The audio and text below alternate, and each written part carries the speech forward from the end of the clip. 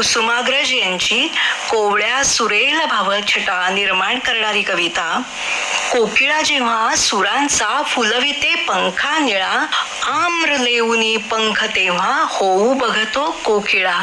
कोकिळा जेव्हा स्वरांची उघडीते अबदागिरी, जंगले शाहीर होती, शब्द होते मंजिरी.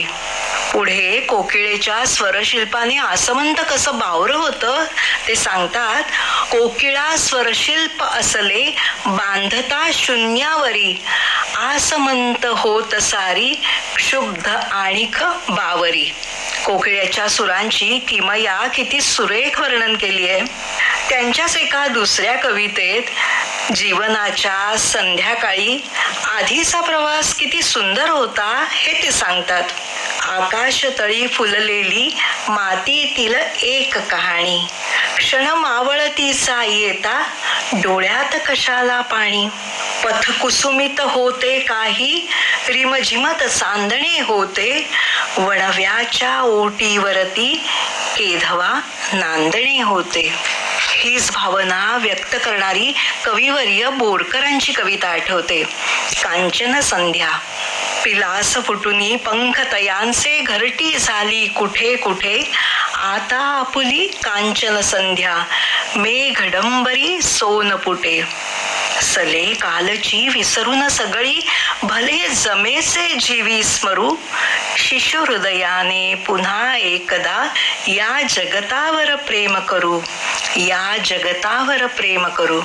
मराठीत नववाङ्मयाचे युग सुरू करणारे बासी मर्ढेकर श्रेष्ठ कवी.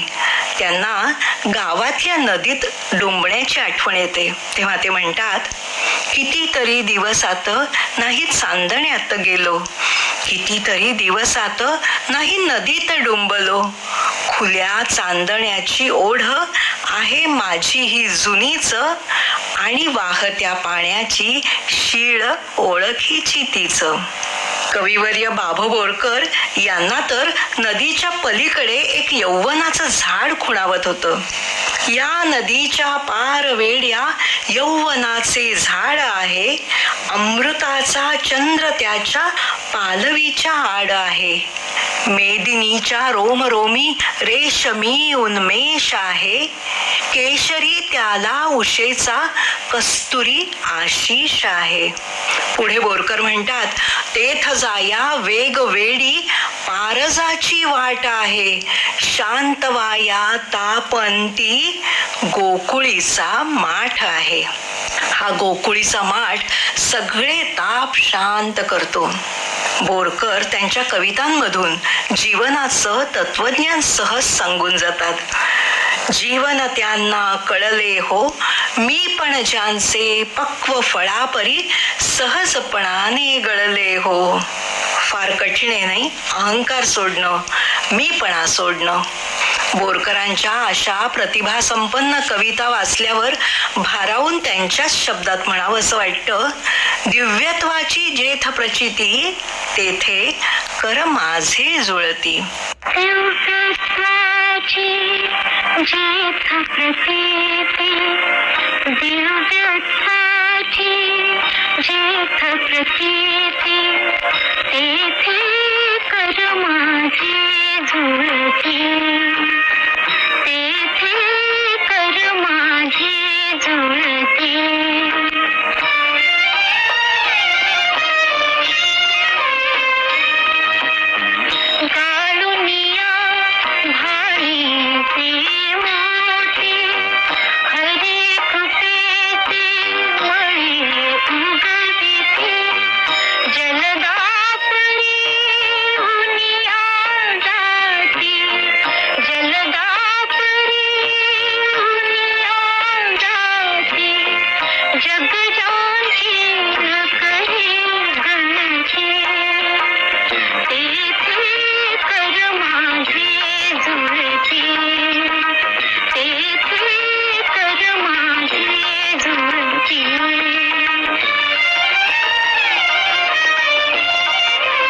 ज्ञानपीठ पुरस्काराने सन्मानित करण्यात आलेले आपले कवी विंदा करंदीकर, त्यांची झपताल ही कविता.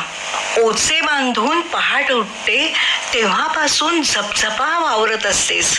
कुरकुरणाऱ्या पाळण्यांमधून दोन डोळे उमलू लागतात आणि मग इवल्या इवल्या मोदक मुठीतून तुझ्या स्तनांवर बाळसे चढते. तू घरभर भिरभिरत असतेस.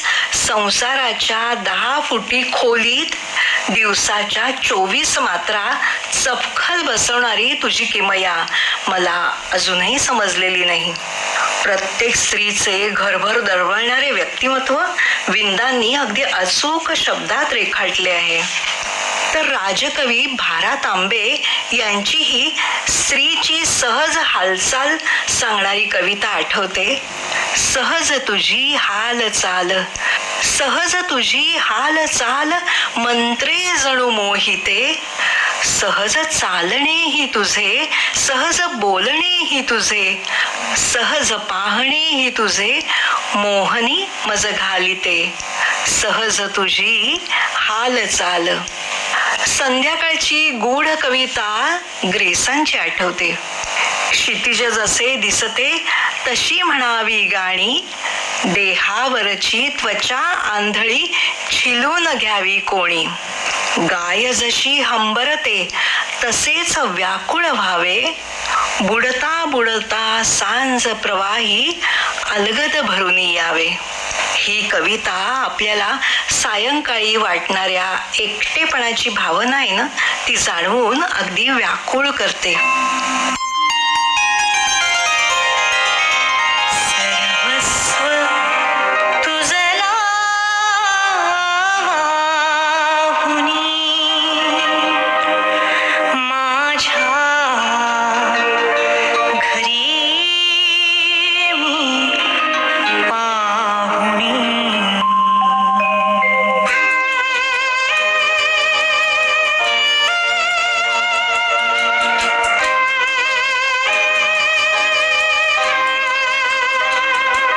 सर्वस्व तुझला वाहुनी, माझ्या घरी मी पाहुणी.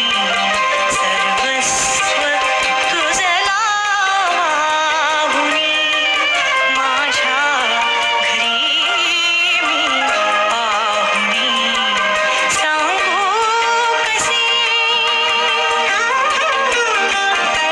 सांगू कसे सारी तुला, सांगू कसे सारी तुला, सांगू कसे रे आहुनी.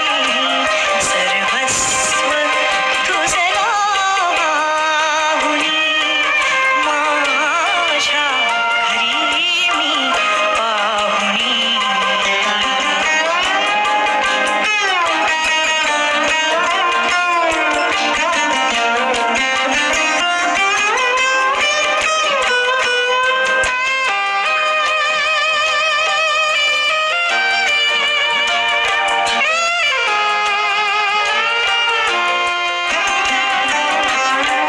घरदार येते खावया, नसते स्मृतींना कादया. घरदार येते खावया, नसते स्मृतींना कादया. अंधार होतो बोल का, अंधार होतो बोल का. वेड्या पिशा स्वप्नातूनी, सांगू कसे रे आहुनी. सर्वस्व तुझला वाहुनी, माझ्या घरी मी पाहुणी. समुद्र किनाऱ्यावरील सूर्यास्त टिपताना कविवर्य आरती प्रभूंचे शब्द आठवतात. ते अगदी मनोहारी चित्र डोळ्यांसमोर उभं करतात. जाहला सूर्यास्त राणी, जाहला सूर्यास्त राणी, खोल पाणी जातसे. दूर जातो रान पक्षी, ऐला आता येतसे. मेघ रेंगाळून गेला क्षितिज रेघी किरमिजी, वाजती या मंद घंटा कंप त्यांचे गोरजी. जीवनातील संध्याकाळ निसर्ग प्रतिमातून अगदी अनामिक हुरहुर लावते. आरती प्रभूंनी लिहिलेली एक कविता आठवते. तो एक वृद्ध माळी. तो एक वृद्ध माळी गेला पिकून आहे, निद्रिस्त शांत काय आता पडून आहे. गुंफून शेज त्याची हळुवार पाकळ्यांनी, हा वेल मोगऱ्याचा पाणी मिटून आहे. शेवटच्या ओळी अगदी डोळ्यात पाणी आणतात. बोले अखेरसे तो आलो इथे रिकामा, सप्रेम द्या निरोप बहरून जात आहे. सप्रेम द्या निरोप बहरून जात आहे. तर जीवनाच्या अंतसमयी येणारे भाव आरती प्रभूंनी फुलोरा या काव्यात मांडले. मंद सुगंधी असा फुलोरा, थकले पाऊल सहज उठावे, आणि सरावा प्रवास सारा, आणि सरावा प्रवास सारा. असं आरती प्रभू आपला प्रवास सुखाचा करून टाकतात. थोर कवयित्री शांताबाई शेळके यांच्या कवितांनी तर मराठी साहित्यात आपला ठसा उमटवला. आपल्या मनातील शब्दांशी असलेलं नातं शांताबाई सांगतात. प्रत्येक या शब्दावरी माझा ठसा, माझा ठसा, हे शब्द माझा चेहरा, हे शब्द माझा आरसा. शब्दासवे मी जन्मले, शब्दातून मी वाढले, हा शाप हे वरदान, हा दैवे दिलेला वारसा. शब्दामध्ये जगणे मला, शब्दामध्ये मरणे पुन्हा, हे अंतहीन समुद्रसे, माझा परी दुबळा बसा, माझा परी दुबळा बसा.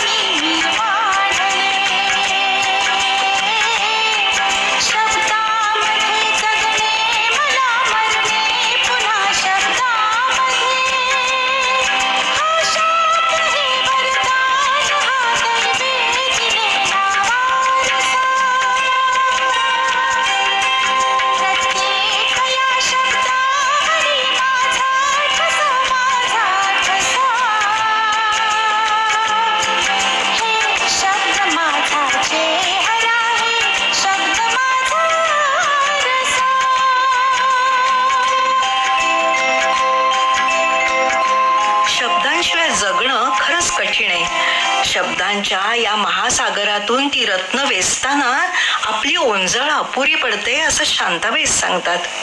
या कवींनी शब्दांच्या भुईवर सर्जनाचं बीज रोवलं. शब्द लेणी उभारणारे हे असे कवी. पुढे आठवतात कविवर्य मंगेश पाडगावकर, आपल्याला बोलगाणी देणारे. निराश झालेल्या मनाला ते फार छान संदेश देतात. चिवतई चिवतई दार उघड, चिवतई चिवतई दार उघड, दारस लावून जगावरती कावून, किती वेळ डोळे मिटून आत बसशील, आपलं मन आपणच खात बसशील. वारा आत यायलाच हवा, मोकळा श्वास घ्यायलाच हवा. दार उघड चिवताई, दार उघड. सगळंच कसं होणार आपल्या मनासारखं? आपलं सुद्धा आपल्याला होत असतं पारखं. पहाटेच्या रंगात तुझं घरटं न्हालं, तुला शोधित फुलपाखरू नाचत आलं. चिवताई चिवताई तुला काहीच कळलं नाही. तुझं घर बंद होतं, डोळे असून अंध होतं. बंद घरात बसून कसं चालेल? जगावरती रुसून कसं चालेल? दार उघड चिवताई, दार उघड. कवी म देशपांडे यांची मनामनात प्रेमाचा दीप उजळणारी एक कविता. सारा अंधारच प्यावा अशी लागावी तहान, सारा अंधारच प्यावा अशी लागावी तहान. एका साध्या सत्यासाठी देता यावे पंचप्राण. व्हावे एवढे लहान, सारी मने कळू यावी. असा लाभावा जिव्हाळा, पाषाणाची फुले व्हावी. राहो बनून आकाश माझा शेवटला श्वास, मना मनात उरावा फक्त प्रेमाचा सुवास. बस, फक्त प्रेमाचा सुवास आणि जिव्हाळा असावा अशी सोपी गोष्ट त्यांनी सांगितली. तर कवी लक्ष्मीकांत तांबोळी देवाकडे एक वेगळंच मागणं मागतात. दयाळा एवढे द्यावे, दयाळा एवढे द्यावे, फुलांचे रंग ना जावे. उडा या पाखरांसाठी जरा आभाळ ठेवावे. चालता तिमिर वाटेने सोबती चांदणे यावे. घणांचे घाव होताना फुलांनी सांत्वना द्यावे. अनंता एवढे द्यावे, भुईचे अंग मी व्हावे. शेवटी श्वास जाताना फुलांचे रंग मी व्हावे. दयाळा एवढे द्यावे. अशा या अनेक कविता आपल्याला साहित्याच्या फुलबागेत भेटतात आणि आपले जीवन समृद्ध करतात. त्या शब्दांचा गंध, भाव आपले मन सुगंधित करतात, प्रसन्न करतात. कुसुमाग्रज एका ठिकाणी म्हणतात की कविता ही माझ्या हातात एक दिवली होऊन सतत माझ्याबरोबर चालत राहिली. त्या दिवलीमुळे जे सुंदर होते ते अधिक सुंदर झाले. तर या अशा कवितांनी आपले जीवन उजळून निघाले. आज आस्वादकाच्या नजरेतून मराठीच्या ऐश्वर्य संपन्न साहित्यातील काही निवडक कविता मांडल्या. असाच साहित्याचा आनंद देत घेत मराठी भाषा जोपासूया, वाढवूया.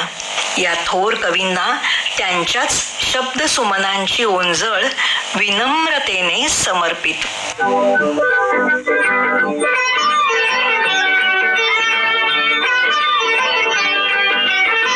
माझ्या मराठीची गोडी मला वाटते अवीट. माझ्या मराठीची गोडी मला वाटते अवीट. माझ्या मराठीचा छंद मला नित्य मोहवेत. माझ्या मराठीची गोडी मला वाटते अवीट. माझ्या मराठीची गोडी मला वाटते अवीट.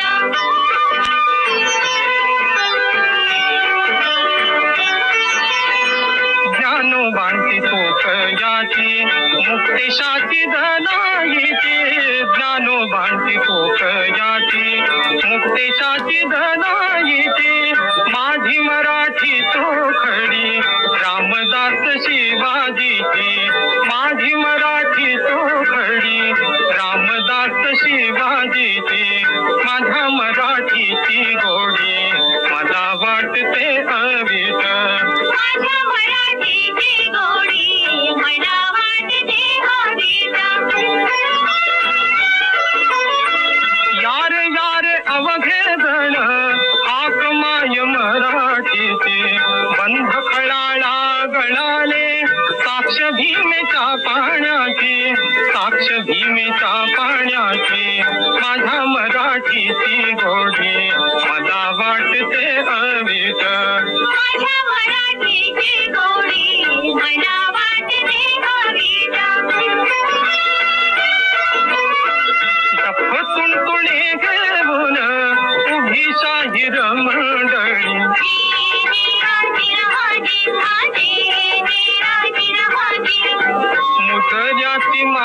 करी वीरांची ही माय बोली, वीरांची ही माय बोली, माझ्या मराठीची गोडी मला वाटते अविट. माझ्या मराठीची गोडी मला वाटते अविट.